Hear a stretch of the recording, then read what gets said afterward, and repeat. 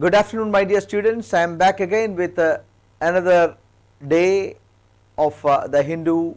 Today we shall discuss the Hindu dated January 13. Please make sure that you participate in the program after reading the newspapers, so that you can have the best use of things. You would have already gone through the news, and my pointing out of a few important topics may help you improve your connect with the world. Please ensure that you subscribe to our YouTube channel, our other social media platforms like our Facebook page, so that the connect between us can be improved. You will get all the uploads from our side. Your suggestions are always welcome. Please post your suggestions and your complimentary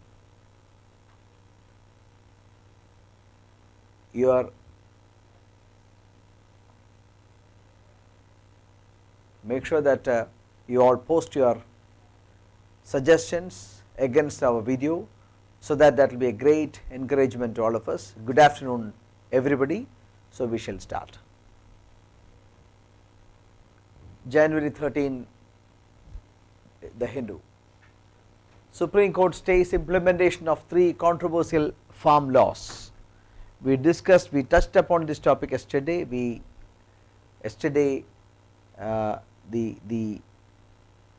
Supreme Court took the case, and we discussed a few oral observations that the Supreme Court made.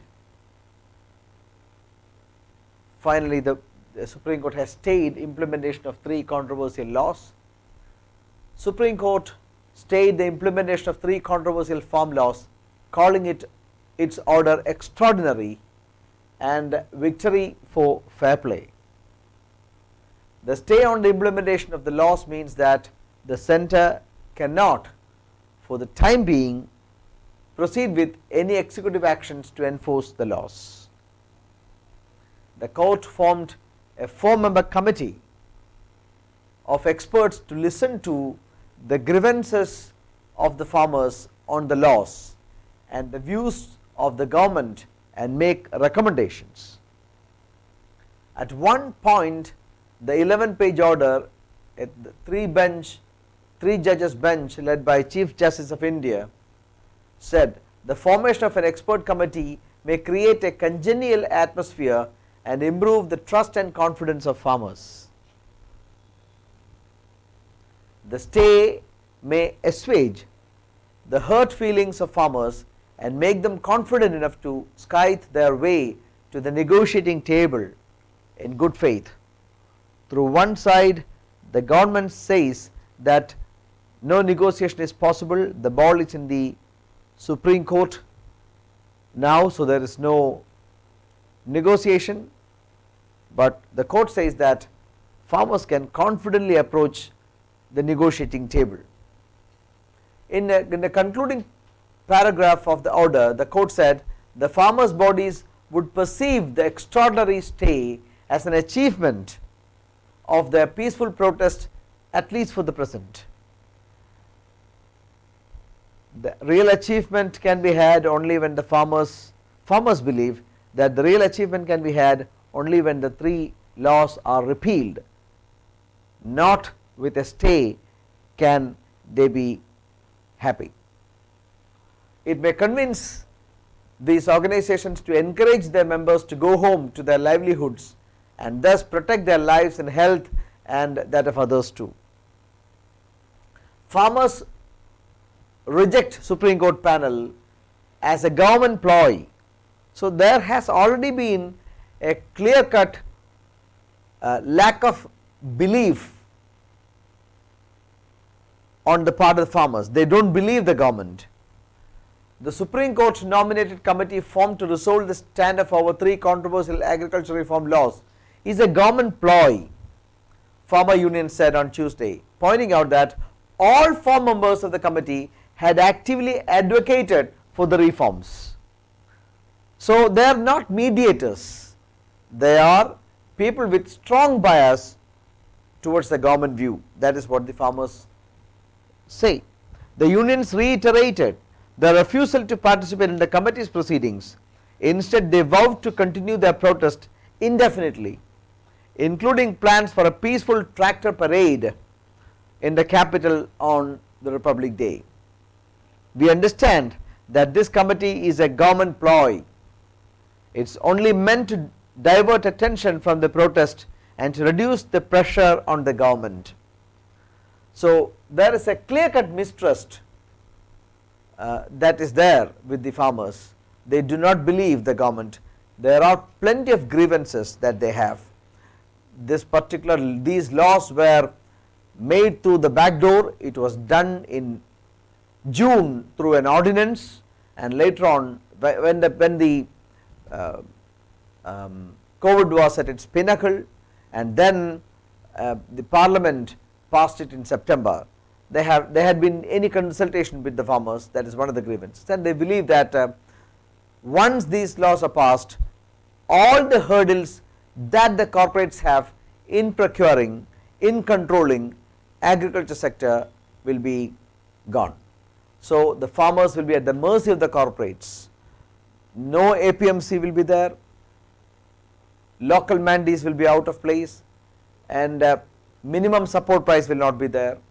So these are the anxieties of the farmers. Government said that they will give a confirmation in writing that minimum support price will be retained, but farmers say that it must be included, it must be made a law. Government is unwilling for that. So a written undertaking may not have much of an effect. These are all temporary things to calm down the farmers, and that is what they believe. Anyway, the farmer strike is going to continue. It has crossed to 50 days. Farmers have been protesting under the cold winter of Delhi for the past 15 days. Now what is going to happen is that major democracies in the world will start criticizing. Already Justin Trudeau, the Prime Minister of Canada, has criticized, and there is pressure on the British government to intervene in the matter. More than 100 members of parliament of Britain have already signed a document, handed it over to British Prime Minister to speak to Prime Minister of India. Soon, once the government in place in Washington, there may be pressure from United States of America to the government of India to settle the issue amicably. So it is all about convincing the farmers.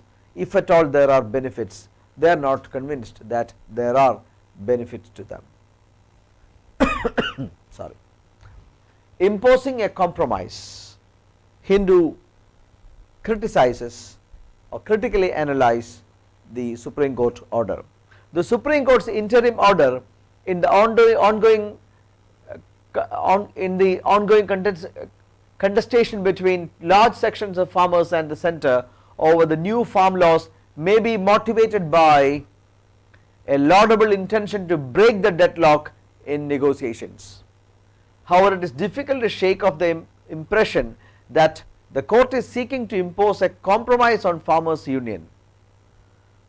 One portion of the order stays the three laws, seeks to maintain the minimum support price as before, and prevents possible dispossession of farmers in their land under the new laws.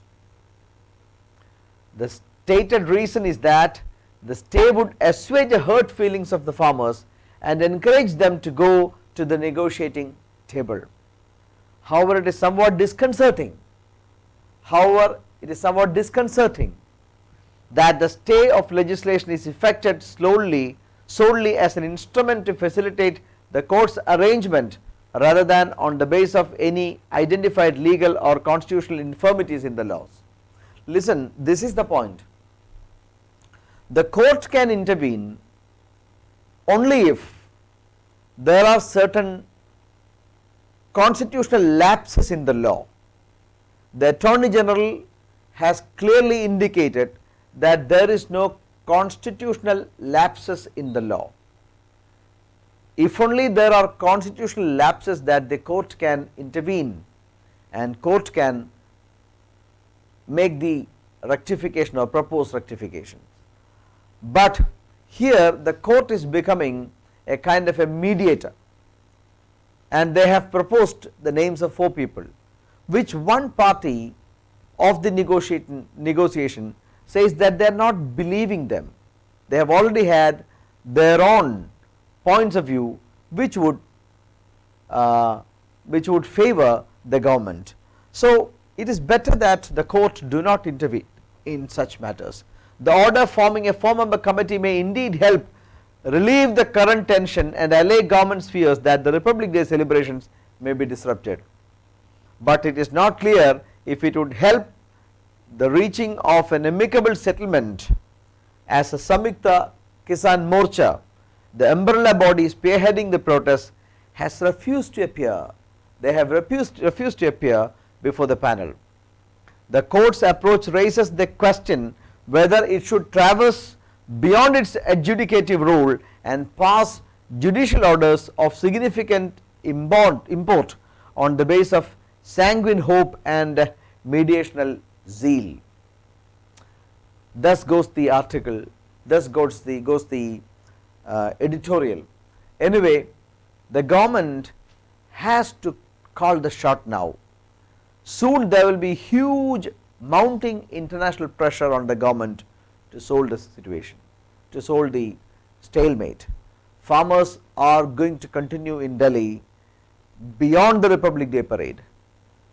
During the Republic Day parade, the entire international eyes will be on Delhi, and at that time parallel rally on tractors by farmers, protesting farmers. They have been protesting for more than 50 days under real ruthless circumstances. Temperature is below 0 degree, and then the huge pressure will be there on the government. The world will know, the world has already known, the world will know more about the protests, so the government will be forced to take a decision. Strained ties. This speaks about gubernatorial excesses once more. Last week Hindu cited the gubernatorial excesses in Kerala. Kerala governor exceeded his authority. Hindu bluntly criticized. This time the Hindu speaks about the excesses by Lieutenant Governor of Puducherry. Puducherry is an Indian state which does not have full-fledged statehood. The recent 3-day long protest led by Puducherry Chief Minister V. Narayana Swami under the banner of Secular Democratic Progressive Alliance against Lieutenant Governor Kiran Bedi came as no surprise, given the strained ties between the two constitutional functionaries. They have been at loggerheads over many matters, most recently on the appointment of the State Election Commissioner, an office crucial to holding elections in local bodies in the Union Territory. The latest issue has been with regard to the appointment of the State Election Commissioner. The office of the State Election Commissioner is responsible for conducting local elections, the local body elections, the Panchayat elections. But the principal issue of contention is the implementation of direct benefit transfer in the public distribution system using cash instead of free rice being given to the beneficiaries. The agitation was meant to highlight the demand of the Congress and its allies for recall of the governor. So 3 days protest was to recall the governor. The governor has to play within its role. The real authority as envisaged in the constitution is vested with the elected representatives, elected government, and not with an appointee of the central government. So this has been a major criticism by many governments by the opposition in many states, many governments, many states in the opposition. So they used to say that governors sent by the current ruling central government are playing to the tunes of the central government or the wishes of the central government. So, this has happened in Kerala, when the Kerala government wanted to, legislature wanted to pass a statement against the central laws, or sympathizing with the farmers. The Kerala governor, they want to convene an immediate meeting on January 30. Immediately the governor of Kerala asked what was the importance of or need of an immediate meeting of the Legislative Assembly. Anyway, fortunately it was amicably settled. Both the government and later on the governor played their roles in a more responsible manner.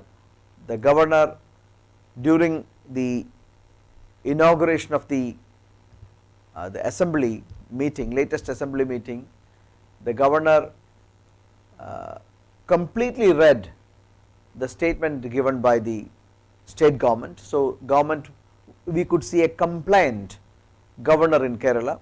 But what is happening with Kiran Bedi all these years has been that whenever she was in a confrontationist mood.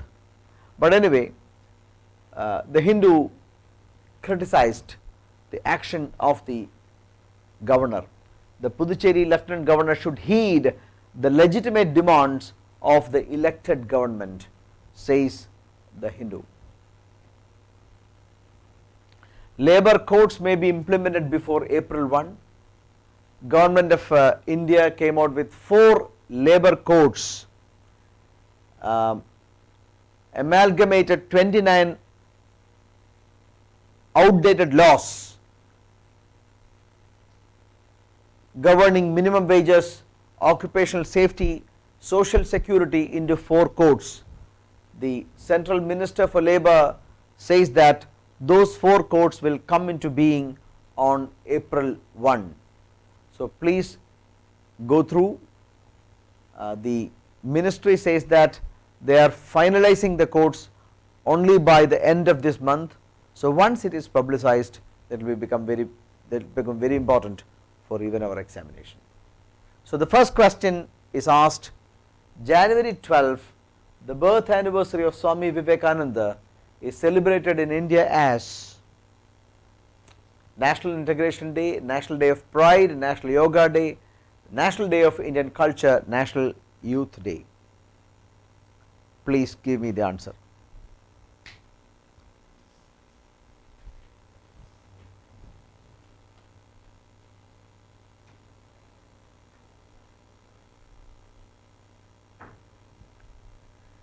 Okay, give me the answer quickly.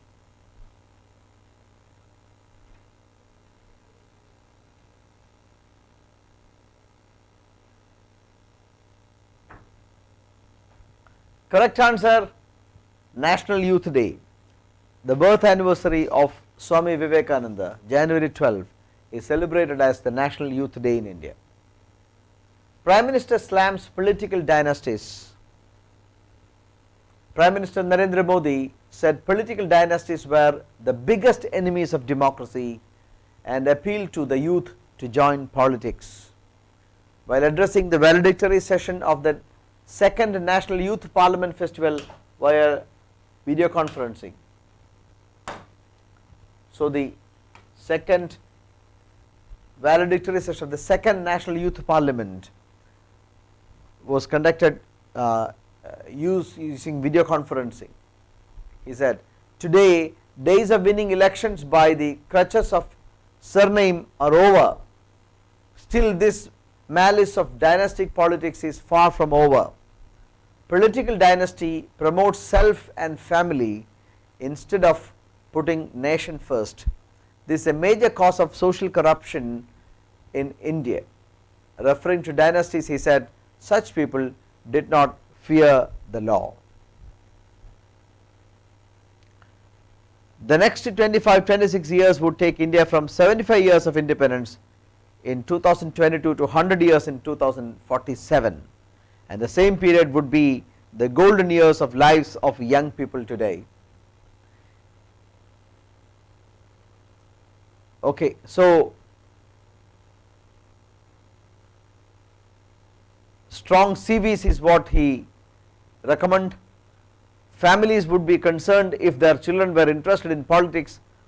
Now honesty in politics was being valued more, and elected representatives were aware that they needed to have strong CVs before seeking re-election. Okay, so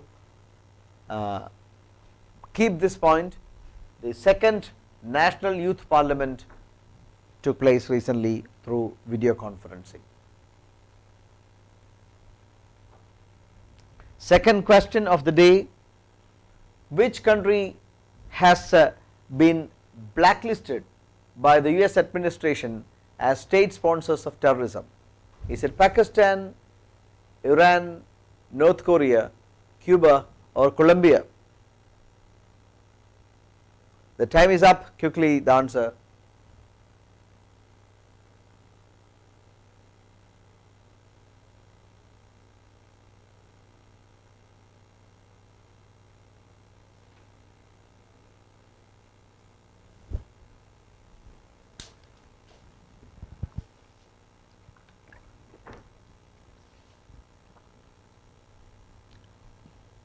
Very good.